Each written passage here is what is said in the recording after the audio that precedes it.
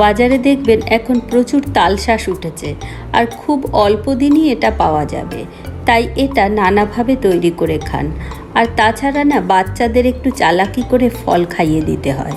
সব সময় নর্মালি ফল ওরা কামড়ে চিবিয়ে খেতে চায় না, তাই নানা অছিলায় খাওয়াতে হবে। নমস্কার, আমি সর্বাণী।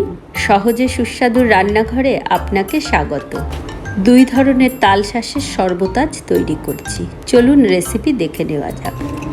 1 চামচ চিয়া সিড বা চিয়া বীজ জলে ভিজিয়ে রেখে দিতে হবে 15 মিনিটের জন্য। 15 মিনিটের মধ্যেই এটা ফুলে যাবে। 6টা তালশাঁস খোসা ছাড়িয়ে নেব। তালশাঁস খাওয়া ভীষণ উপকারী, প্রচুর অ্যান্টিঅক্সিডেন্টে ভরপুর থাকে, আমাদের প্রদাহ কমাতে সাহায্য করে। এর মধ্যে প্রচুর অ্যান্টিব্যাকটেরিয়াল প্রপার্টিস থাকে, যে কোনো ক্ষত নিরাময়ে সাহায্য করে। তালশাঁসের খোসাটা আপনি নখ দিয়ে ছাড়িয়েও নিতে পারেন, তবে ছুরি দিয়ে বা পিলার দিয়ে ছাড়িয়ে নিলেই খুব তাড়াতাড়ি হয়। তালশাঁসের ভেতরে খুব অল্প পরিমাণে সুমিষ্ট রস থাকে, সেটাকে গ্লাসে স্টোর করে রেখে তালশাঁসগুলো একবার জলে ধুয়ে রেখে দিচ্ছি। আমাদের মন হচ্ছে সব থেকে চঞ্চল বস্তু। তালশাঁস খেলে মন যেমন শান্ত থাকে, ঘুমটাও খুব ভালো হয়।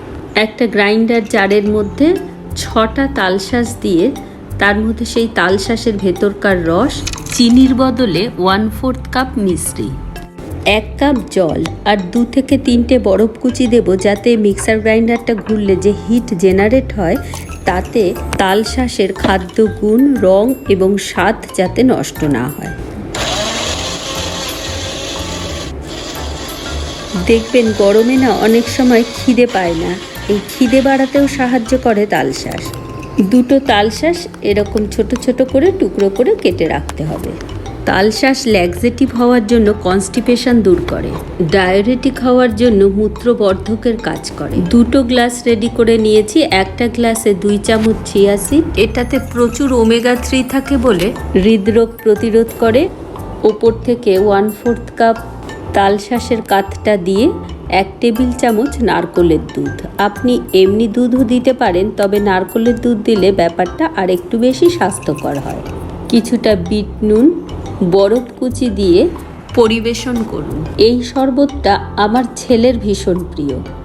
এবার চলুন আর একটা শরবত দেখাই, যেটা আমার মেয়ের ভীষণ প্রিয়। একটা গ্লাসের মধ্যে বরফ কুচি দিয়ে তালশাঁসের কাঠটা দিয়ে 1 চামচের মতো চাট মশলা, বিট নুন।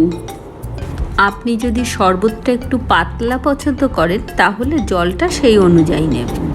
লেবুর রস চিপে দিয়ে দিন সাথে, আর সেই কুচিয়ে নেওয়া শাঁসটা কিছুটা এর মধ্যে দিয়ে দিন। এই শাঁসটা যখন মুখে পড়ে ভীষণ ভালো লাগে খেতে। আবার কিছুটা বরফ দিয়ে গার্নিশ করে সার্ভ করুন। তৈরি হয়ে গেল 2 ধরনের তালশাঁসের শরবত। আমার তো দুটোই ভালো লাগে। কোন শরবতটা খেতে আপনার বেশি ভালো লাগে আমাকে জানালে আমি ভীষণ খুশি হব। ধন্যবাদ।